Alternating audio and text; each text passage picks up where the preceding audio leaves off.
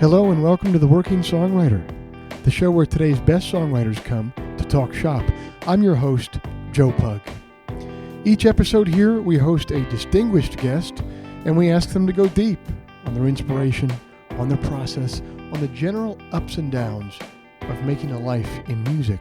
So, whether you're a grizzled veteran, grateful that the cities you've been touring to for the last 15 years all have pour-over coffee shops now, or a scrappy upstart, wishing the cities that you're touring for the first time had some actual danger to them still, this is your show. Because ultimately, it is what every writer seeks most, an ironclad excuse to put off actually writing.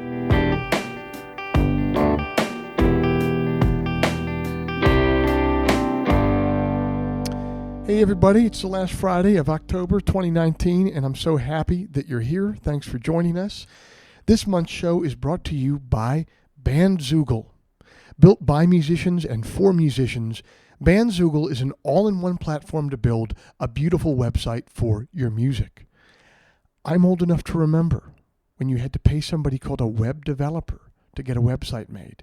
And it would always inevitably be some guy named Marco who wore Jinkos and a Stussy visor and who would have a baby pacifier in the ashtray of his cabriolet because that's how you would signal to people that you were into doing ecstasy. And old Marco would charge you about $1,000 for a website that was obsolete in 6 months, but we don't have to do that anymore, you guys. It's the future. It's not how it works anymore. We have Bandzoogle now, which powers the websites of tens of thousands of musicians around the world, from weekend warriors to Grammy winners. Check out all these features: hosting and a custom domain name, dozens of fully customizable design templates, tools to sell your music and merch commission-free, social media integrations, plus they have a new crowdfunding feature that lets you crowdfund your next project commission-free. You can take album pre-orders, bundle digital music with CDs and vinyl, report sales to SoundScan, and create custom merch bundles. Bandzoogle does not touch the financial transaction. All pledges from fans go directly into your account. Right now, the Working Songwriter podcast listeners can go to bandzoogle.com to try it for free for 30 days. Use the promo code TWS to get 15% off the first year of any subscription. Okay, if you want to hear some of my music live in the coming months, in November, I'm going to be doing a pretty extensive tour of Australia, so check the website for all those dates. I'm doing a ton down there. And then next year, I'm going to be hitting the East Coast with my band to do the rest of the Flood and Color tour. The only show that we've announced so far is February the 7th in Woodstock at Levon Helm's Barn with Bonnie Light Horseman. So grab tickets for that and keep your eye out for other show announcements soon. Finally, if you enjoyed this podcast, if you'd like to help it remain a viable endeavor for me, here's a few things that you could do. You could sign up to support us over at Patreon, which is a platform that allows you to support works of art that you find meaningful. So you just head over to Patreon, Patreon, and you look for my name or you look for the name of the Working Songwriter, and you sign up to kick in a few bucks per month to help the show get by, and we appreciate that. And if you don't want to kick in any money, I totally get that. I've been there before. It helps if you mention the show to a friend. Just spread the word. It also helps if you leave us a nice, kind review over in the iTunes store. So all of those things help, and we thank you, all the people that have done those things so far, and the people just joining us for the first time. I'm glad you're here too. That concludes all the harassment for this month. I recorded this episode in Nashville last month when I was in town for the Americana Music Conference. The good people of the Luck Reunion were nice enough to host Drew and I in their beautiful Victorian house of hospitality. And I think it went really well. I've known Drew a little bit. We've crossed paths in the past for short periods of time, but it was nice to really be able to get down to the bone with him and hear about his story in depth. So I really enjoyed doing this. I'm grateful to Drew for taking the time to sit down with us, and I hope you dig it.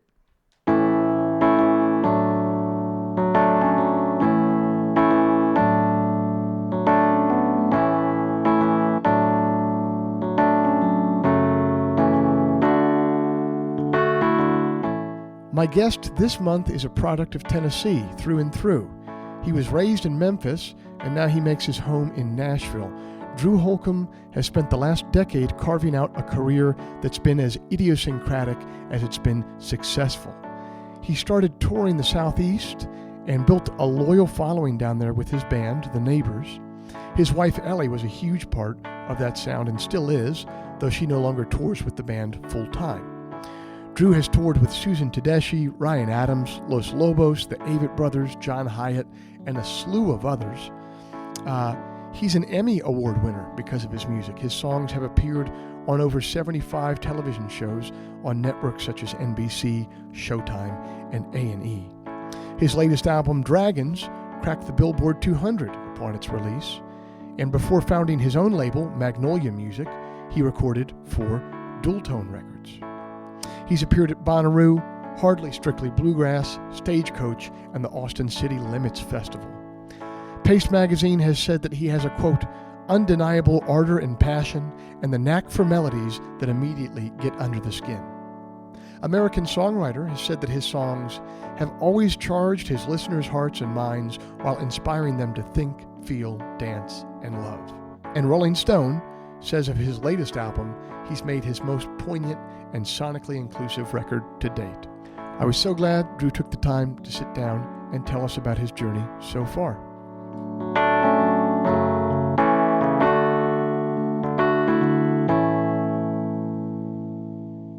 You grew up in Memphis. I did. What was Memphis like in the 80s and 90s growing up, man? Well, I mean, I didn't know it was any different than any other place, you know. But looking back as a now, kid, yeah. But I mean, it was, it was hot. It was southern. It was big family. I'm one of 28 grandkids. Wow. So how many? Your grandfather or grandmother? How many kids? Five kids. 5 kids, and then the oldest had 7. Next had 5, and then 8, and then 4 and 4. So I grew up 5 doors down the street from my grandparents. We moved there when I was 5 because I have a brother that was special needs, and when he was born, they decided to move down the street there so we could get the help. And so my childhood was very just like back and forth down the street to grandparents' house. Oh, you know? Man. Yeah. And my parents loved road trips, and so we did all sorts of that's sort of where music was introduced, was in the van, you know, like walking around. I mean, driving around the country. Visited 44 states before I graduated high school. So were all 28 cousins around in the neighborhood for the most part? No, they weren't. They weren't necessarily in the neighborhood, but they were nearby. Yeah. And I was in the dead center. I'm number 14, and so there were four boy cousins, all born in 1982. Wow. Yeah, and so that's an old school family, man. Definitely. Yeah. And you grew up my wife and I just, we bought a house 3 doors down from my in-laws. And, you know, to be able to see my kid do that, like, you know, we pull up home after they come home from school and be like, can I go down to Grammy's house for just a second? Oh, that's unbelievable. I wish I got to grow up like that, man. I know. It's really cool. We live over here, and it's not like that with family, but it's like that with friends. Sure. You know, it's like, you know everybody within like a 5-house radius. That it makes it feel like Neverland, man. Yeah, it's pretty cool. Growing up. And so, wait, go back just a second. Your parents their deal was road trips, but you said like all across the country? Yeah, so every summer, Dad he was a dentist, and so he would take off 2 weeks, and his partner would cover for him. Yeah. And we'd get in the van, and he'd pick like a region of the country. So maybe it would be like New England, and we'd like spend 2 days, you know, hauling up to New England, and then we'd go see every little thing you could see in New England. Yeah. And drive all the way back. And the next year it might be like, you know, Virginia, Maryland, and D.C. And so every year we would do these these sort of regional. But it sounds like he was the kind of dentist that was hip to a lot of music, though, huh? He was. Yeah. I mean, he was sort of tone deaf himself, but he was a huge fan. You know, I think he was sort of like one of those, you know, kids who grew up in the 50s who wanted to grow his hair out, and his parents told him they'd kick him out of the house if they did. And so he sort of towed the line, and he would play drums in the band, and then gave it up, you know. And so I think for him it was a way to kind of express his independence, you know, as a grown person. So your folks were playing music in the car to indoctrinate to indoctrinate their kiddos, or just to get us to shut up, maybe. Yeah, exactly. But when did you know that it was different for you than it was for your siblings? You're like, oh, I might have been bitten by the bug here. I'm kind of into this in a way that is pretty serious. Yeah, I mean, we all did the classic, like your mom makes you take piano lessons, and I was actually the first one to quit. So I think everybody thought I didn't have it. You know? Okay.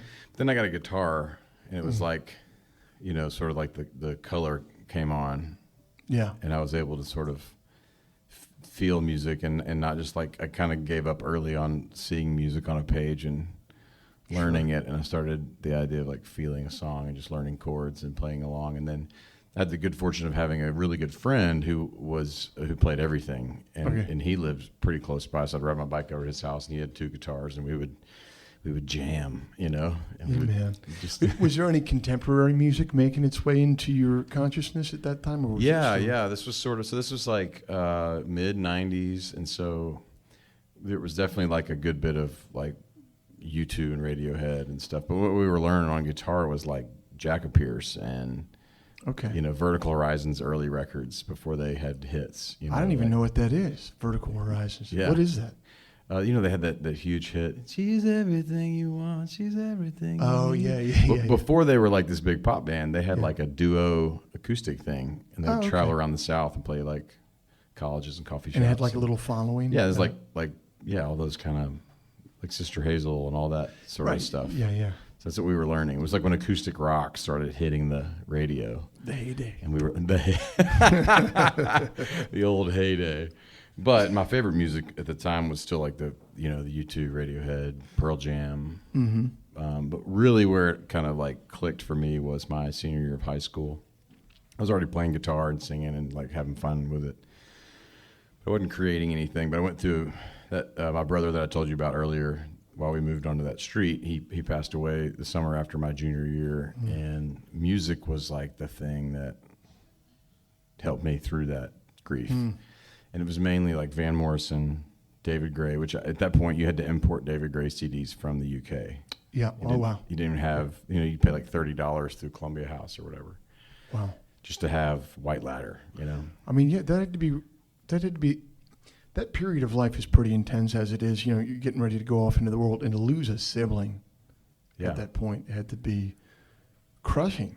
Yeah, it was pretty brutal. I mean, I think it was sort of the fulcrum of my life in a way, was that moment or that. Do you mean fulcrum as in it was a divergent point for you? Or? I think it was the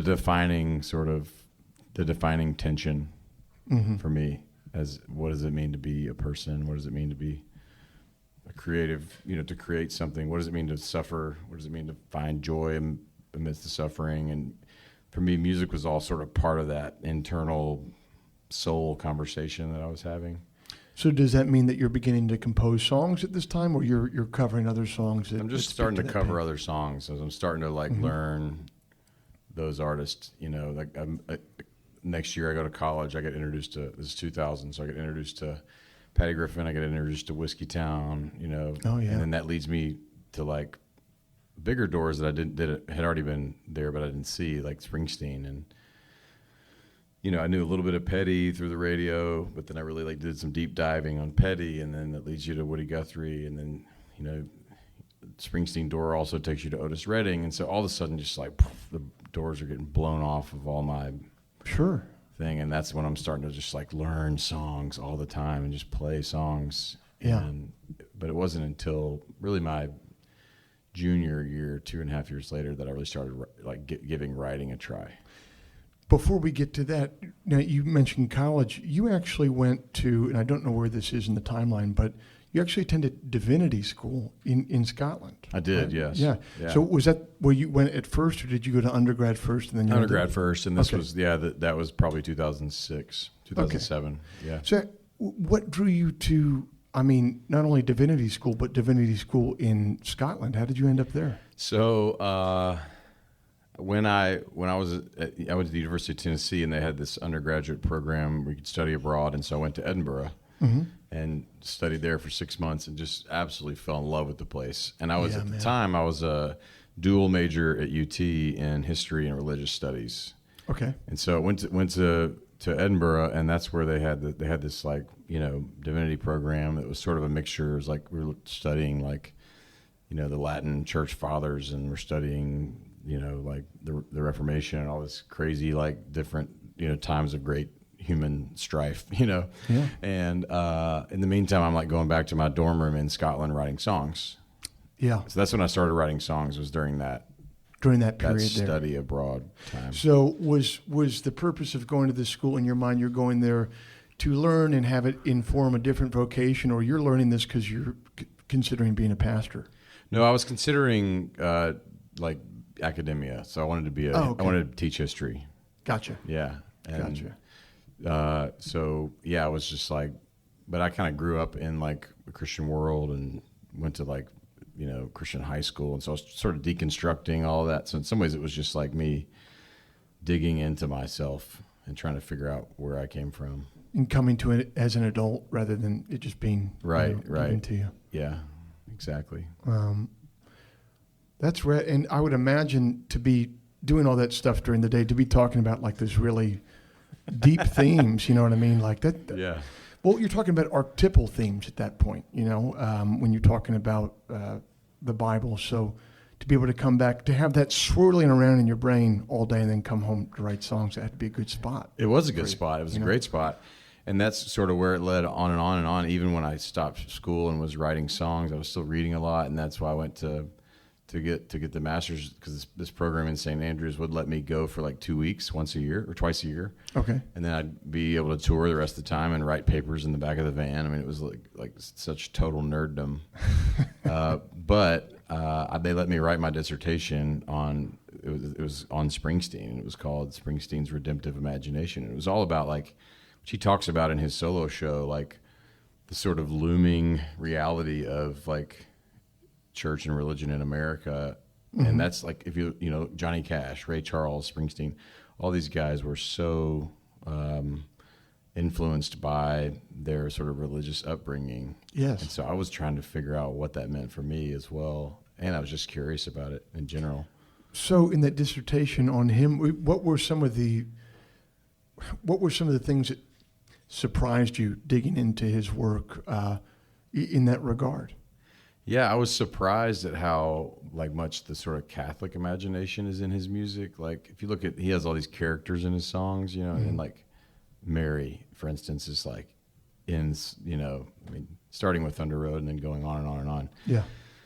You know, like references to all sort of Catholic sort of, you know, things are in his work. And then really I was thinking about his live show and how much it's like influenced by Black gospel music, which mm-hmm. is influenced by Black gospel church, which is a call and response, the idea that like the congregation is a part of the song and they're mm-hmm. a part of the performance. It's not just an art piece. It's also like there's a sort of, you know, spiritual transaction that's happening. If you've ever been to a Springsteen show, it's like that. It's like you're like, you know, it's like when people say, you know, I just saw Brandi Carlile on Sunday, and all these people are like, "That it's like going to church," you know. Yeah. It's like there's this like spiritual exchange that happens with music, and so that's what I was curious about, because that's what I felt when I was sort of right after my brother died. That's what I felt like I was getting it in music and not in church. I got you. But the title of the paper, when you say Springsteen's Redemptive Imagination, what do you mean when you say that redemptive imagination? So that his sort of ethic is that everybody's got like another chance, a second chance, and that all these characters in his stories are like, in his songs, especially sort of Ghost of Tom Joad. You know, I dug into that one quite a bit because of its sort of relationship to the Steinbeck, mm-hmm. you know, Steinbeck book. And so, you know, the Joad family like sort of gets everything taken from them, make all these mistakes, and then they get another chance. Like it's in California, but it's a brutal, you know. And so it's like there's still a chance. But still a chance. Yeah, yeah. And that's sort of the I think the sort of main thing I was digging into with him was sort of where is he finding these redemptive moments in these really, really, really busted up stories. Yeah. You know? Like Born in the USA is one of the most misunderstood songs of all time. You know, it's like a song about a guy that come home from Vietnam, can't get a job, and he's down on his luck, and it's not about like, yay, America. Rah, rah. Homer Simpson, USA, USA. Yeah. You finish with school there, and you come back to Tennessee. Your wife was and is a huge part of your sound and your band. When did you meet her in this? Early on in college. So before you went over to, Yeah. And when did you guys start playing together? When I got back from Scotland the first time, I booked my first shows in Knoxville. So I had written a bunch of songs for the first time over there. And I got this sort of idea that I wanted to try to perform those songs. And so there was this little barbecue joint downtown Knoxville, and the guy said, yeah, you can have a Tuesday night from like 8 to 10. Which at that time, you must have just been like, fuck yes, man. Yes. Like and I was like, oh my gig. gosh, I'm so nervous, like playing. And every single person in the crowd is someone I know pretty well personally, like it's not like periphery, because no one knows what they're getting at this point.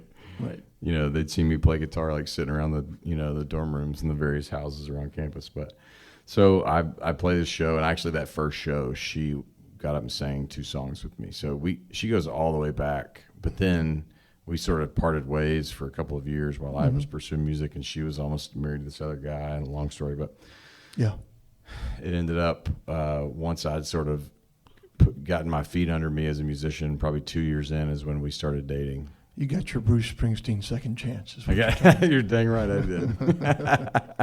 Good for you, man. And so you guys get back together. You kind of respectively find yourselves. You get back together. And when you get back together, then is it obvious that your path forward is going to be music and hers too at that point? Or was that a decision you had to make as a couple? No, she was a school teacher. Okay. Yeah, at this point. Yeah. She was in her second year of teaching 8th graders. And I was doing music, and it was like, well, maybe you can join me on some weekends, and we'll see. And at that point, like, I was barely scraping by playing coffee shops and, 3-hour cover song bar gigs and driving around the country playing community colleges and just whatever I could get for $100, $150, just the way you got to do it, right? Yes. So that we'd been married like 9 months, and we were with her family on Thanksgiving and kind of had a quiet moment. It was like, man, this is really tough. Like, I'm never seeing you at all. She's swamped with teaching. Right. I'm just like busting it. And so obviously I knew she could sing, and I was like, well, why don't we give it a shot together, and, gave up her job and her health insurance and gave it a go and never looked back. Well, there had to be a time or two that you looked back. Oh, there were a couple of times. I almost joined the Marine Corps when I was like 25 because I wanted to go back to school and I didn't have any money. Yeah. And I was like, well, they'll pay for me to go to school. How close did you get to that? I mean, I was doing all the exercise and I was close. Yeah, I turned in paperwork. Can you remember at that time after she had quit and you're kind of giving this a go, can you remember like a particularly galling or dark show that you had to do where you're like, what the fuck are we doing here, man? Oh man, I can think of a ton of them, but the worst was we were playing this community college north of Minneapolis, and we're playing at noon. It's like a part of this NACA thing, and they're like, hey, so you're gonna play in the cafeteria. You have to bring your own PA, and set up in this thing. We get there, and they're like, hey, the cafeteria is under renovation, so we're just gonna put you on this little like sort of conference room over here. And there's like a piano on one wall, and then about 5 or 6 little tables, and then a PA in the front, and we're on a stage, and the room is so short that my head is about 4 inches under the ceiling. Yeah. On this quote unquote stage. Well, while we're in the middle of playing, I think the third song, and some college kid comes in, starts playing the piano like 9 feet from us during a set, and like along with you guys? No, like practicing like Suzuki style. Like he's like running sheet music. I just stopped playing. I look at the sound guy like, hey, this guy's got to stop, or like I'm not playing anymore. Yeah. And so he gets the guy to stop, and the guy starts air playing, like playing over the keys just to like in protest, Yeah. There's only 5 kids listening to us at the most. And then he leaves, and this older guy who kind of looks like MacGyver comes in. And he's listening to me, and he's really shaking his head. He's really feeling the music. I'm like, oh man, this is great. We finally got somebody who's like really digging the music, you know. Yeah. So we finish, and he pulls me aside, and he's from somewhere in Eastern Europe, and he's like, hey, can you give me a record deal? And I'm like, I don't even have a record deal. And then he goes on to take me to the piano, and he starts playing chords and then doing like big vocal riffs. Okay. And he's like, see, I'm better than Justin Timberlake. And I was like, Ellie, we got to get out of here right now. Right now. So you get out of there, you get out of that community college, but how do you get out of that path that you're on? What's like the first break that things start to look in a way where you're like, okay, maybe I don't have to join the Marine Corps, and maybe this could look a lot different? There are really like a couple different moments for us. The first one was that we had a song that came out called Live Forever. They got picked up as the season closer, like sort of big emotional moment for the show Parenthood. And it was the first season. Yeah. When it was really like this a national hit phenomenon. Show. Yeah. And we made enough money from that to buy a van. At that point, we didn't have anything to tour with. We were borrowing like my sister's car and rented vans and piling 4 people deep in a Volvo station wagon with gear, like stacked on top of the car.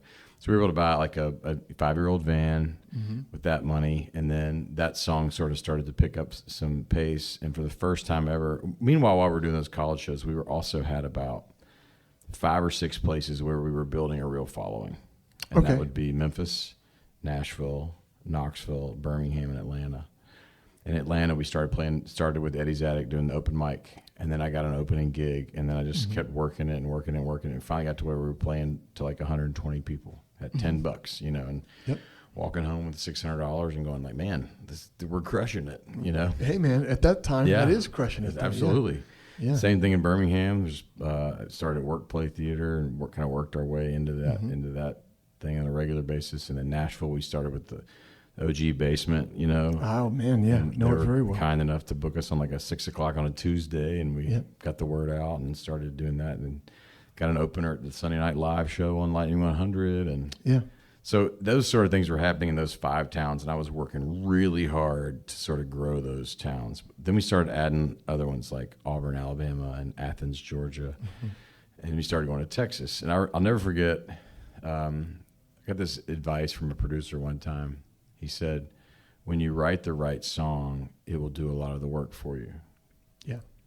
And I thought at that point, as an ambitious and obnoxious and overconfident 22-year-old, I already have the songs. Clearly what I'm missing is like a manager or an agent or like the right whatever.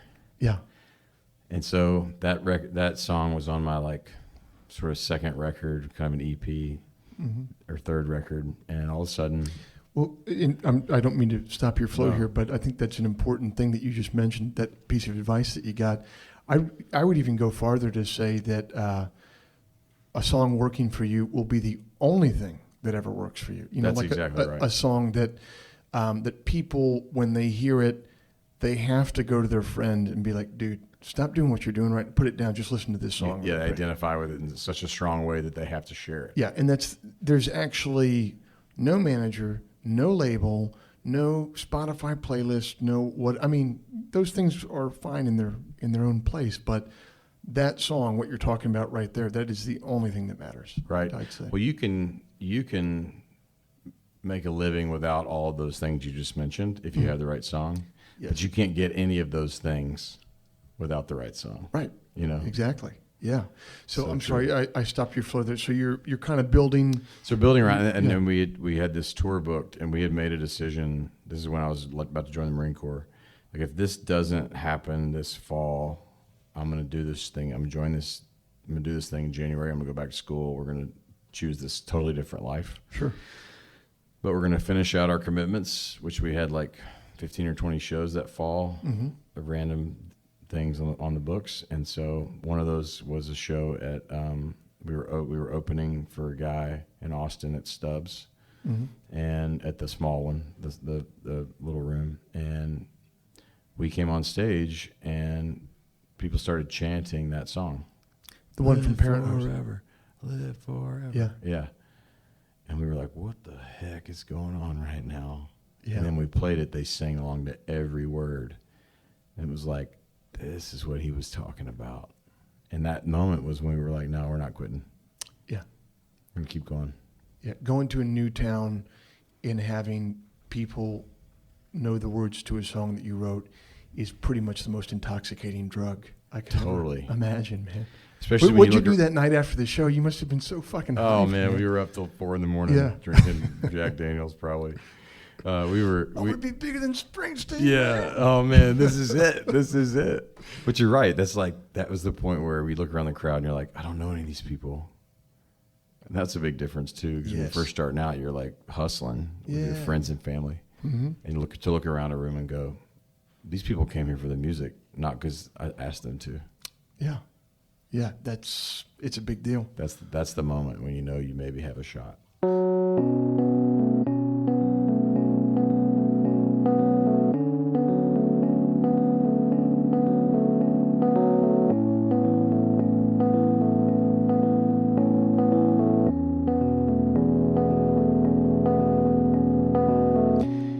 It sounds like Drew found himself as an artist and as a young man as he confronted the tragedy of his brother's death. He referred to it as the fulcrum of my life. That's a pivot point. And grief can be a time of radical transformation. In Drew's telling, his whole adulthood was the natural result. It made me think of Theodore Roethke's masterpiece, In a Dark Time. It's a beautiful meditation on the opportunity for transformation in our direst hours. In a dark time. In a dark time, the eye begins to see. I meet my shadow in the deepening shade. I hear my echo in the echoing wood, a lord of nature weeping to a tree. I live between the heron and the wren, beasts of the hill and serpents of the den. What's madness but nobility of the soul at odds with circumstance? The day's on fire. I know the purity of pure despair, my shadow pinned against a sweating wall. That place among the rocks, is it a cave or a winding path? The edge is what I have. A steady storm of correspondences, a night flowing with birds, a ragged moon, and in broad daylight the midnight come again. A man goes far to find out what he is. Death of the self in a long, tearless night, all natural shapes, blazing unnatural light. Dark, dark my light and darker my desire. My soul, like some heat-maddened summer fly, keeps buzzing at the sill. Which I is I? A fallen man, I climb out of my fear. The mind enters itself, and God the mind, and one is one, free in the tearing wind.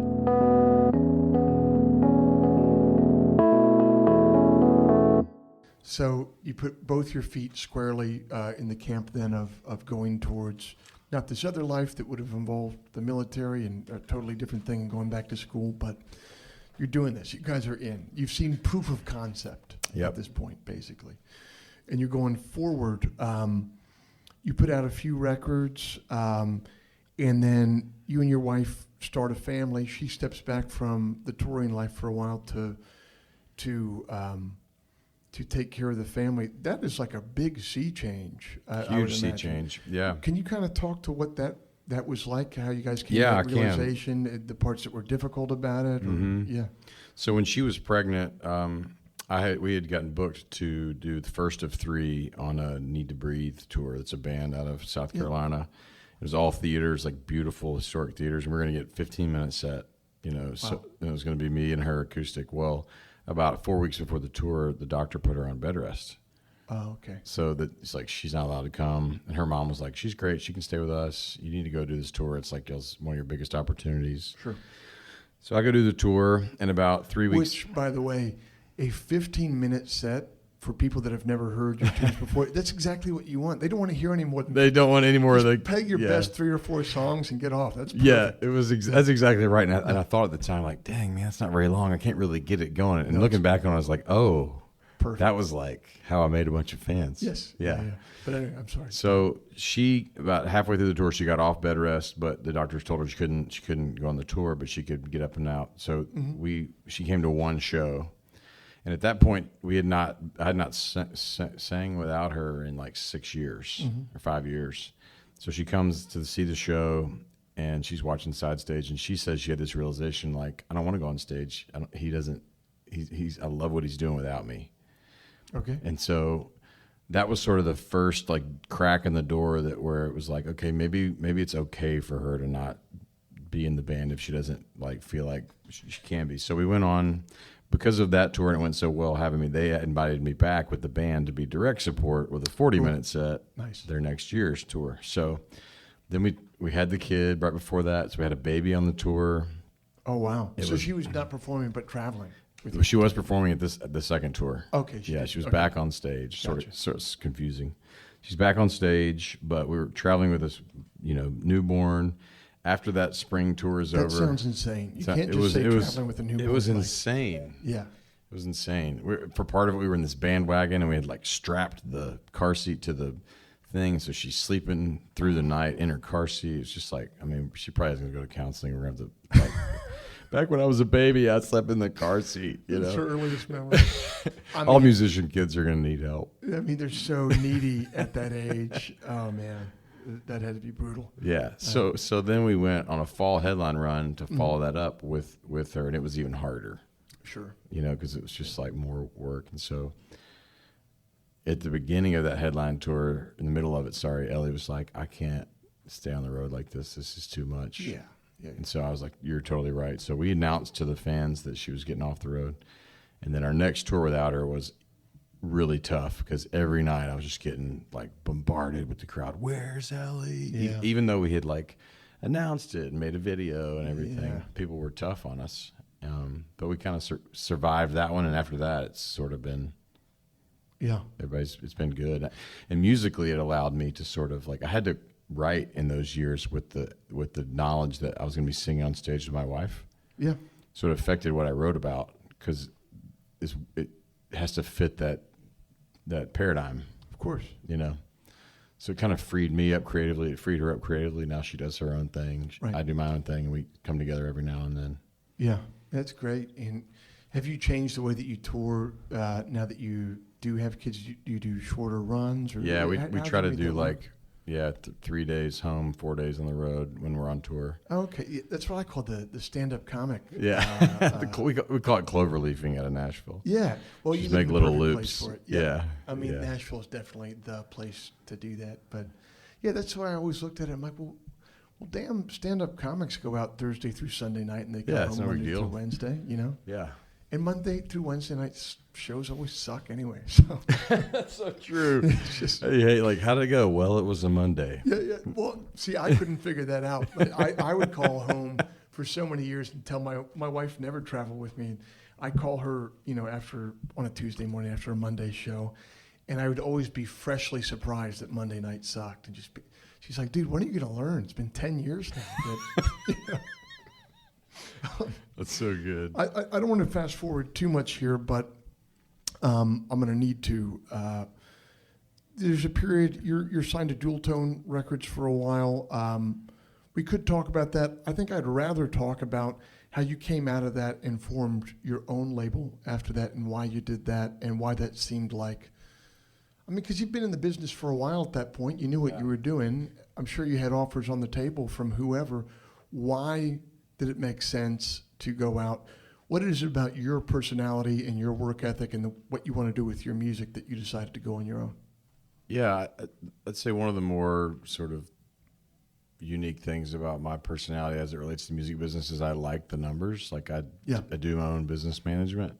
Me too. I'm all about it. Man. Yeah. So I just was thinking through everything, sort of trying to be as reasonable and sort of critical as I could of different things, and felt like what I could do with a team of my choosing, with me taking the risk financially, because that's essentially what a label's doing. They're taking the financial risk. Yes. Yeah, you're paying them to take the risk for you. Yeah. Mm-hmm. And they get to participate depending on what. Dual Tone's deal is very artist friendly, but some of them aren't, Right. So I during the dual tone years, I changed management and went with a manager who had done a lot of releasing of records with his bands. He managed a kind of a piano pop guy named Ben Rector, who's done really well, and a band called Green River Ordinance out of Dallas, and they'd done self-release stuff, and it had gone well. He'd also done major label stuff with some of them, so he kind of knew both sides. And he said, I think if you've got the stomach for it, like, I think we can do it in-house and do it better. And this is still when, like, in those middle years where iTunes was the main thing, and you could still have like a relatively successful release where you could recoup your recording expenses relatively quickly. If and then also Kickstarter was starting around that same time. Right. And we had done that for the record we did with Dual Tone, and so it was like, okay, we clearly have like a good fan base here. And Paul at Dual Tone was like, hey, we'd love to do it again, but also, like, I know Paul, your new manager, and he's great, and y'all could probably do this on your own, and no hard feelings. What were some of the biggest mistakes you made the first time around putting out your own stuff? The absolute biggest mistake I ever made was hiring a publicist without meeting them. Yeah. Why? I always felt like this missing piece was like, oh man, we're not getting the late night show or the NPR Tiny Desk or whatever because we don't have the right person, and we don't have the like big name publicity firm who gets all these things done. So I'd seen other artists who were getting those looks, and I was like, oh, they're with so and so company. Right. I got to get that company. Well, a company doesn't do your PR; a person does your PR. So but you spend a ton of money for the name of the marquee, and I spent a bunch of money on somebody that I didn't take the time to fly to New York and go meet this person, and it was by the time I did meet them, it was too late, right? And I knew pretty quickly that they didn't really like the music, and so I was like, if you don't like the music, you're not gonna go to work for me. Like, you're not gonna try to make things happen. Yeah, I mean, you're at that point, you're selling a product that you don't believe in, man. And so I got out of that situation, found a more boutique publicity firm who didn't have any big name, huge clients, but I've been with them now for 5 years, and they've done all the things that I've asked of them. And more than anything, I think I've learned with like publicity, for instance, you're not necessarily like, what I want as a pragmatist is just an answer. I'm not necessarily looking for all yeses. Yeah. But I'd rather someone say, "Hey, we sent it to so and so at whatever place that you wanted to get on, and they don't like it, so you're not gonna get on that show." And it's like, okay, cool, definitely, I can move on. That sort of bluntness is not something that I could have stomached at like age 24. No, but now we can. Like, okay, they don't like it. That's fine. That's totally true. I don't like it sometimes. That comes with experience. Yeah. What did the apparatus look like for, and what does it look like now for distributing? Do you guys? I noticed recently, I follow you, and you put something up online like, here's all the independent record stores that you can get this from, and it was a ton. They were all over the country. Yeah, places in Boise, places in Mississippi. How did you build out that network of people that wanted to be supplied with your records? Yeah, well, this record in particular is one we have sort of done a little bit of a record deal with. We signed a distribution deal with 30 Tigers. Okay. And so most of that, I think, is through 30 Tigers. But even before then, Paul, my old manager, still had contacts at some of the indie distributors. And so we signed, we did like distribution deals with like these little indie guys who had regionals, like, oh, I got these 6 states. Yeah. And we'll distribute 2 or 3 records to each one of these record stores, and whoever sells through 2 or 3, we'll send them 6 more the next time. Totally. And if they sell through those 6, we'll send them 18 more the next time. And so, sure, as it's grown, it's turned into a real network of people that sell our music. And as you began to release on your own, that's when the Spotify revolution happened immediately. I noticed for me, right, as the iTunes revenues went down almost exactly. Yeah, it was like a perfect X. Yeah, it was a perfect X. This is a audio medium, so I should explain this to the listeners, saying that the Spotify revenues went straight up, almost for me, exactly the way that the iTunes ones went down. How has streaming affected your business? Are you a fan? Are you not a fan? Or yeah, I wasn't a fan at first. Like everybody, I would hold my records for like 3 or 4 months and then release them on streaming, and then somebody was like, you got to try Spotify. You have to at least know what you're talking about as a consumer. So I got it and got the premium, and all of a sudden I was like, oh man, this is amazing. It's amazing. There's 10,000 records that I can't find in my basement that I know that I love, and I know that I've bought multiple times, some of them, and they're right here. Like, oh man, where is that Ben Folds 5 record? Can't find it. Oh, it's right here. So all of a sudden, as a user, it changed my mind. Yes. And I was like, okay. And then I started reading more and more articles about like, hey, just give it a second. Like this whole thing is all about scale. It needs scale. Yeah, exactly. It's all about scale. And so as an independent, like who owns their masters, it's been great for me for the long run of just like consistent income. Yes. But you have to be able to, that's the hard thing about it relative to the iTunes world, is back in the iTunes world, you could get this big chunk of payment for your release to help pay for the expenses. And now that's gone. And so you have to have the stomach to last until your record, like, cause if you put out a brand new record, you're not going to get a big check from Spotify, like as an advance on future earnings. Right. But what you're saying is it has a very long tail for you, like month after month. It's almost like a compound interest thing keeps on hitting you. But I think it sort of favors artists that have been around for a little while, because we have cash flow on our old stuff, so we can afford to put out new stuff. Where I think it's hard is for young artists who are just starting out, who they don't have a like a bedrock of listeners who are like continuing to listen to old music. Right. And so they have no cash flow on their music at the beginning. Yeah. And so that's why labels, I think, are back in vogue, because they have the capital to wait to recoup 2 or 3 years, but knowing that they're going to have like 10 years of like incredible cash flow. I was talking. It's made catalog like really valuable. No, it really has. And what's interesting about it is it rewards albums that people listen to throughout their whole lives. Yes. So it rewards albums that might not be the shiny toy when they first come out that everyone wants to listen to, but that people find themselves returning to over I remember this incredible realization when I was younger. Growing up, you hear like classic radio and you think like, oh, Brown Eyed Girl was a smash hit. Well, it wasn't. It was never even a top like 30 song. I didn't know that. And so, but it's this song that we all think of as like this like ubiquitous, like you can't run away from it song that's all over culture.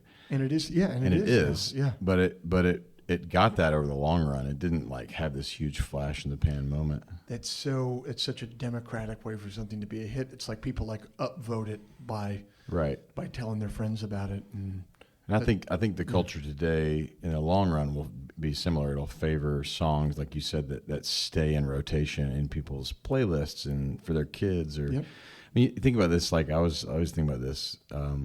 Probably 10 of my 20 favorite records were all made before I was born. Yeah, it's probably pretty. So similar. Your parents have so much influence over what you listen to, or maybe it's your best friend's older brother or sister. Like that's who introduced me to The Cure and REM. Was like my buddy's brother, who was 10 years older, and he'd come home from college and play us these records. But a classic is a classic, right? And they'll stick around. It's not just the label of your own that you've built. You're kind of a serial manifester, as I'm like to call it. You have, and I want to talk about two of these ventures. You have this Moon River Festival that you're doing, and you also have the Magnolia Record Club. That's right, yeah. For listeners who aren't familiar, the Magnolia Record Club basically, Drew curates a monthly. Well, you can give the elevator pitch better than I can. Sure, yeah. I curate a monthly record club where we pick a record every month that we think people in the club would like, and we send it to them. How did you get the idea, and how did you get it off the ground? I feel like a lot of people would be like, oh, I feel like you could have that idea, and then no one would follow through on actually making it into a business. Well, I made the mistake of working with a management team that when they hear me share ideas, they then go create like plans for it. Yeah, so fair enough. But I mean, you're like, here we are talking on a podcast you created. So it's clearly like you have to sort of actually implement a vision. So yes. So with the record club, I joined a record club. The Dual Tone actually started. Okay. And because I love all their artists, and I was like, oh, that sounds cool. I'd love to get a record every month. Yeah. And then I thought, I wonder what this would work with an art like me picking the records. And so we launched it like 6 months later, right around Christmas. Kind of thought that'd be a good time to give it a go. Sure, yeah. We thought we'd get like a dozen subscribers in that first holiday season. We got like over 100 people signed up. I was like, oh, cool. No. Well, then like a year later, all of a sudden I'm like, oh man, we need staff. We need office space. So that's completely different business now. Yeah. Wow. Yeah, it's its own thing. That's so cool. It's crazy. Yeah. It's so, and with that, do you find, is it mainly that you'll take like a re-release of someone's album and put through, do you then release their actual album, or do you do a special pressing of it? Like, yeah. What do people find? What we've found that people really want is new records. New records. By bands they already love. Okay. So, for instance, I'd say our last few months we had Joseph, the Three Sisters from Portland.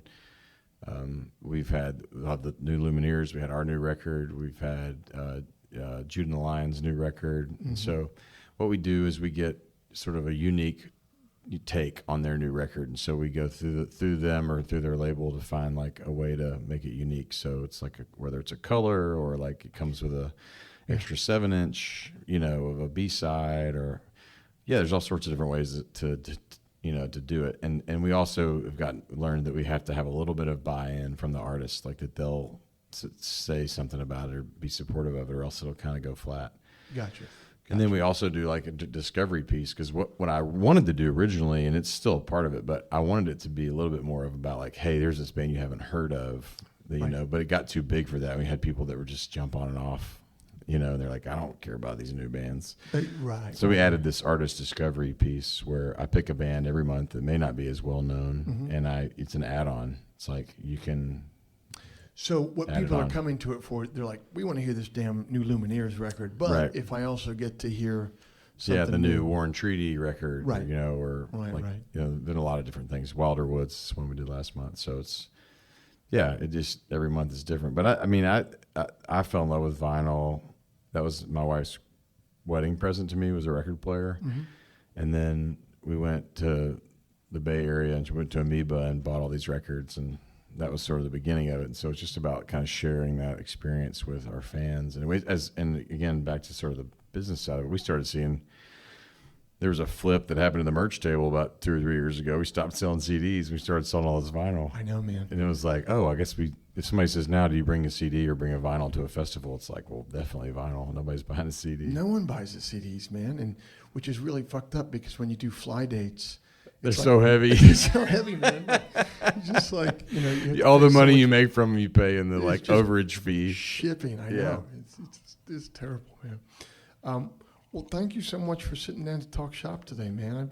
I've always watching from afar. I just think it's beautiful what you've built, man. I just really admire it a lot. So, thanks, man. Thanks for having me. I feel the same way about you.